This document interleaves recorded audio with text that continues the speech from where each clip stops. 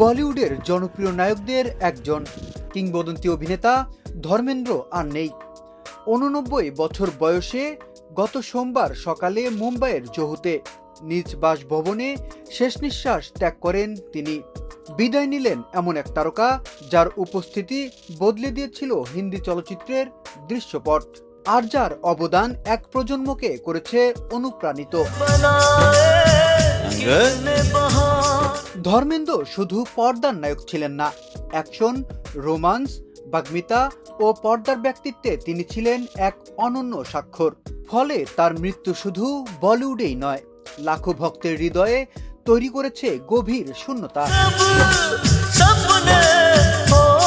একসময় ভারতের সর্বোচ্চ পারিশ্রমিকপ্রাপ্ত অভিনেতাদের তালিকার শীর্ষে ছিলেন ধর্মেন্দ্র।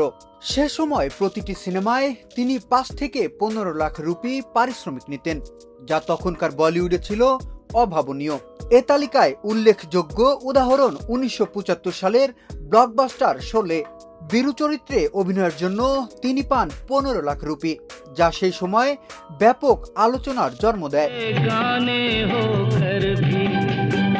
দীর্ঘ ক্যারিয়ারে সিনেমা ছাড়াও রিয়েল এস্টেট সহ বিভিন্ন খাতে বিনিয়োগ করে আর্থিকভাবেও নিজ অবস্থান মজবুত করেন তিনি। ব্যক্তিগত সম্পদের পরিমাণ আনুমানিক ৪৫০ কোটি রুপি, বাংলাদেশি মুদ্রায় যা ৬০০ কোটি টাকারও বেশি। বিনোদন ডেস্ক, শোবিজ 24।